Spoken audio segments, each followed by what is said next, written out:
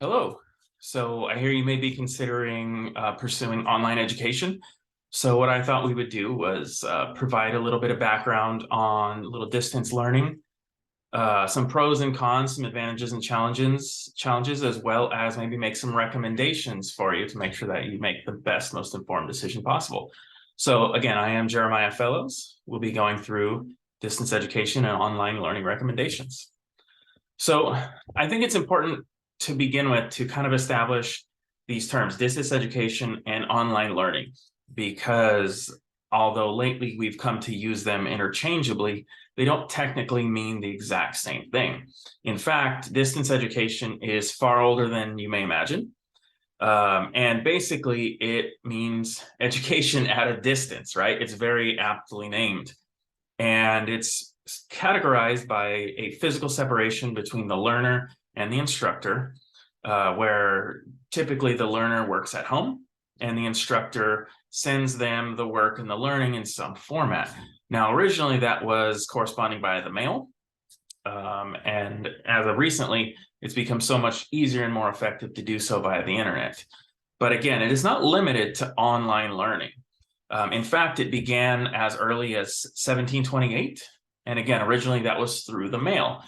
A student would mail in a request, a instructor would mail out what to do, and they would correspond back and forth like so.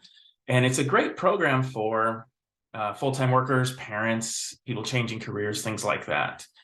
A really good example of that is language courses that were held via mail in 1856 in Germany. So it's not a uniquely American thing, even though it was created here, but it's been worldwide, the value in it, in having the ability to learn from a distance. So that's distance education. If we look at online learning, that is more strictly online. Again, very aptly named these things. It's sometimes referred to as e-learning, like email, electronic. And this is where a learner will take courses offered strictly through the internet.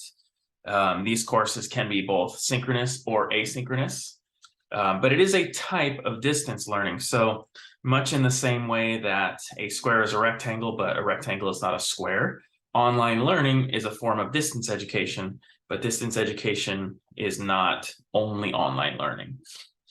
And a great example of that would be this little college, I don't know if you've heard of it, Grand Canyon University. That's a great example of online learning in an asynchronous environment. But both of them, and we'll be focusing more on online learning for this, but it offers a lot of advantages for both the instructor and the learner. So some of the advantage of distance learning are the flexible scheduling.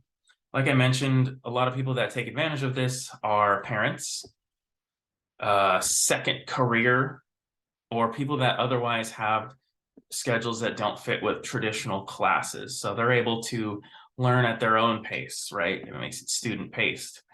The ability to reach all of these people who wouldn't normally have the ability to work on that static schedule makes it more accessible to a greater degree of learners.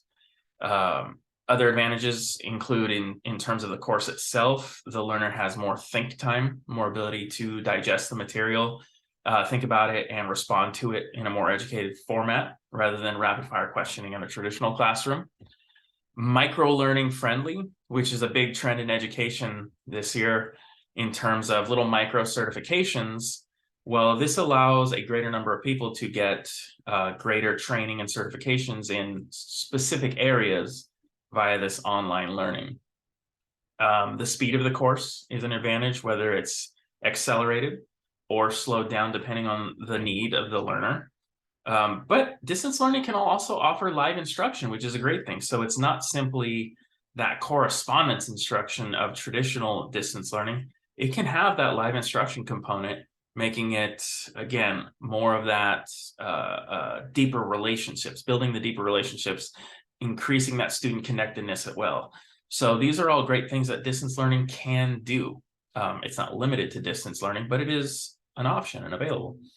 And the ability to have that instantaneous communication allows sometimes for faster question and response periods between learner and instructor. But like everything, it does have some challenges, some of which are If you're going to perform online learning or distance learning, you're going to need some extra hardware. You're going to obviously need a computer, the internet. You may, in certain cases, need a microphone, a camera, and other things. So if you don't have those, or you're limited on funds, that may be, a little imposition. For people struggling with social pressures or anxieties, this may prove problematic, as there's going to be a lot of self-guided pressure. For those who get migraines or otherwise, you may tend to get screen overload if you're spending too much time working on your assignments or researching or doing this and that. It's easy. It can be easier for a learner to take in misunderstandings or misconceptions. And because there isn't that one-on-one or face-to-face interaction with the instructor, those misunderstandings could drag out longer.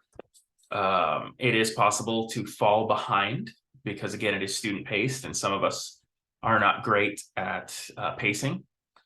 And here's probably the biggest problem that I might see would be there's no one to keep you on task, there's no one to keep you on pace, and there's no one to keep you engaged. Now, some of us are fortunate enough that if we're teaching, say, elementary school, yes, they'll have their parents to do that. But again, if they're not sitting there with the student or the learner the entire time, who's to say that these things are happening? So it takes a certain amount of self-discipline. And again, just as that instant communication can be an advantage, sometimes there are delays in the communication, right? Anything not asking a person directly and getting a response right then is going to take longer. And for students who really crave that social connection, it could be easy for them to fall into having feelings of isolation in an online learning environment, especially if it's an asynchronous one where they're not doing a lot of direct interaction with peers or instructors. So those are just things to look out for. That doesn't make it insurmountable by any stretch. And there are a couple learning theories that are very well supported by distance or online learning. The first of which I believe to be cognitivism. And cognitivism is essentially looking at the way a student or a learner thinks and treating that almost as if it's a skill, much like math or spelling. It treats the way of thinking as a skill. And that fits with distance learning so well is because as an instructor or as someone designing or planning a distance learning classroom, you don't have those traditional methods of, being able to stand next to a student and assess their needs quickly or pre-correct or make little interventions as you go throughout the day. So the designer, we have to be more aware of different ways that students learn. And the student as well, same thing. They don't have the ability to just ask that question every time. There's going to be a lot of having to figure some of the smaller things out on their own. So it's going to force them to really treat the way they think as a skill and really develop that skill. And a big part of cognitivism and that distance learning is the reflective component as well. So reflection, thinking about, what have I learned? What do I need to do? How can I go from here? What do I already know that's going to help me complete this? That reflective period is incredibly important to distance learning. And if you are learning, from a distance and you are alone, that's a great way to kind of expand that thinking. So that's why I feel that cognitivism is a very supported learning theory in terms of distance learning. And two examples, like I mentioned, if you are designing a distance learning classroom, two examples to use to align with cognitivism would be to flip your classroom if you're having, say, synchronous or hybrid settings. Flipping that classroom gets the students engaged and thinking about the material ahead of time so that when you do have those synchronous or live settings or sessions, their thinking has been directed and guided and primed, and now it can be focused on expanding, connecting, and so forth, some of those deeper order thinking things. Another really good one is virtual choice boards, wherein the student gets a list of options in which they can demonstrate their learning in different ways. And based on their own evaluation of what their strengths and comfort levels are, they can then choose, choice board, they can then choose the best way to demonstrate their progress as a learner. So again, it takes that thinking about, how can I do this? How do I think about this? How can I best show what I know? That's what makes it cognitivist, in my opinion. And a second learning theory, greatly supported through distance learning, would be constructivism. And when we look at constructivism, from that root word construct, the students themselves, they're not passive vessels, they're not blank slates, they are active participants in their learning. So it's up to them to seek out learning, intake it, input it, and make that meaning, make those connections themselves. There's nothing passive about constructivism. So, and I think that fits well with cognitivism as well, because it's all about that meaning making from the learning they're doing.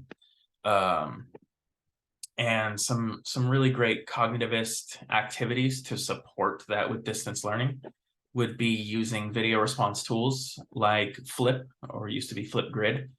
Not the same as Flipped Classroom. Flip is the name of the program, but using a thing like Flip allows students to be more active in that response process because they're making the video.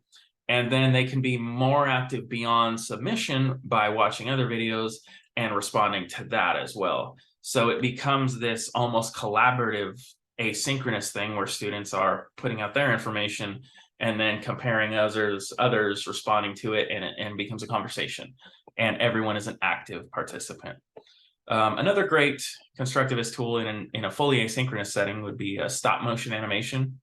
Now, I recommend using it through Google Slides because it's really easy to do so. But when you do a stop motion animation, you are taking a concept, sometimes an abstract concept, and you're almost putting it into motion. One example I like to use is, say, for example, the standard algorithm of multiplication. So you can have students make posters, you can have students explain or write out the steps, but if they make a stop motion animation, they are making up to hundreds of slides on this one topic, but it's all about moving step by step by step. So in the process of creating that product, or excuse me, in the process of constructing that product, they are developing that and reinforcing that learning, right? And continuing to make that meaning. So we'll look at 3 potential learning management systems that you may want to investigate. I'll go over some of the awesome things about them, and then I'll provide my recommendation as well. So the first of which is Google Classroom. Now, I recommend Google Classroom because as a learning management system, it's extremely organized, it's very accessible, and it's customizable academically, meaning you can set up different topics, you can arrange assignments, you can schedule due dates, and so forth. So there's a lot of stuff you can do to make the learning environment part of it fit with your teaching style. I use Google Classroom, and my Google Classroom doesn't look very much like some of my other coworkers. So there is some customizability there. But the real draw to Google Classroom is the tool integration. You have a brilliant tool for online storage in your Google Drive, which anytime you use one of the Google Learning products, it automatically saves there. And it's such a great place to have everything. You know, if you type one key, it saves that change into Google Drive. So you never lose anything, and it's always there and it's always accessible. And it's accessible from your Google Classroom, and you can go into an assignment, click add, and it will take you to that Google Drive, and you just find it and click input and submit. You have, through that Google Classroom, you have word presentation and processing software like Google Docs, Google Slides.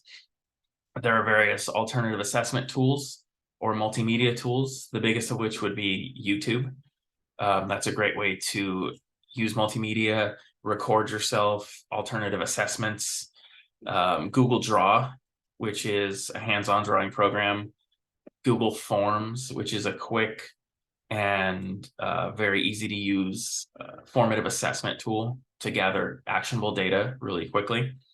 You have your interactive whiteboard through Google, or the Jamboard, where you can be working on something and students are seeing in real time, or they're seeing those changes. And there's so many things you can add: videos, sounds, pictures, images, direct drawings onto that Jamboard. So it makes it extremely interactive. The communicative tools are superb, from Gmail through Google Meets, which is a competitor to Zoom, very similar, but a lot of different ways to communicate. You also can communicate to parents through Guardian Learning Summaries. You can communicate to your students in different ways through private comments, feedback, commentary on assignments, and so forth. And then lastly, so many schools are purchasing Chromebooks for their online learners, or even for their in-class learners. And the Chromebook, which is a Google Chromebook, works so well with that Google Classroom because they're all integrated and designed to work together. The next learning management system is Schoology. And Schoology is it's a newer one. It used to be called PowerSchool, I believe, but it in itself is highly customizable, much more so than Google Classroom was. It is excellent for scaffolding and differentiating to your diverse learners and your exceptional learners.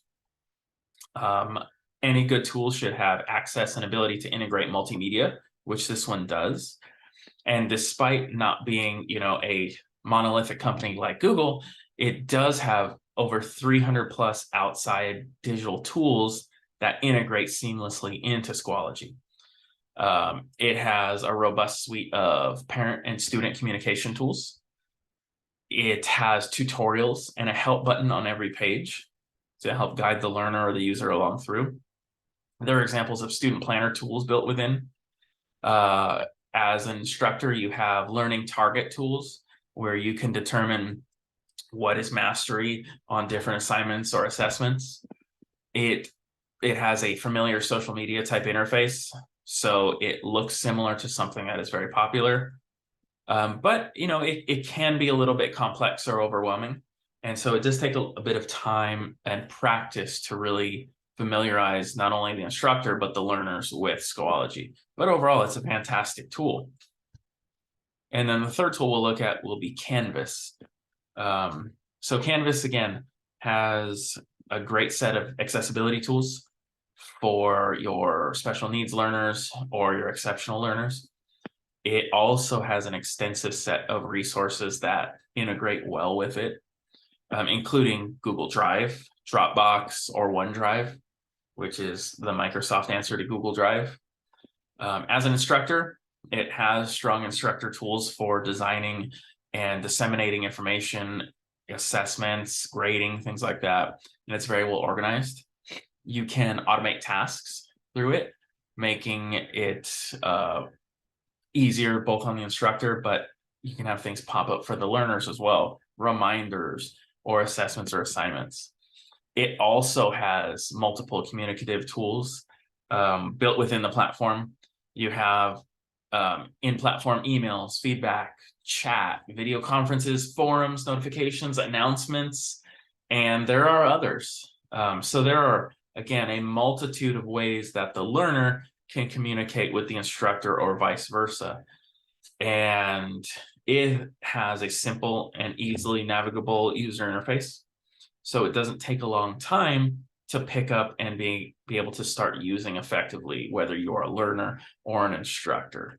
Both of those are simplified. And again, it also has a robust customer support with live phone customer support, chat support, email support as well. So for anything that you are struggling with, it's quite simple to get that additional help as needed. All three tools, again, offer the same basics. They offer the ability to push out assignments and learning. They offer the ability to submit and receive, grade, and push out the grades, as well as gradebook, and they have communicative tools. So You really can't go wrong with any of these three. I believe there are at least three of the top five available in the market now, if not the top three. My personal pick would be Google Classroom. And it really kind of comes down to, again, the sheer number of those tools that are also Google products. So even though there's integration on so many of the other tools, you're going from Google to Google, that integration is seamless. And it's click of a button. You don't have to install additional things. You don't have to update additional things. It all works together.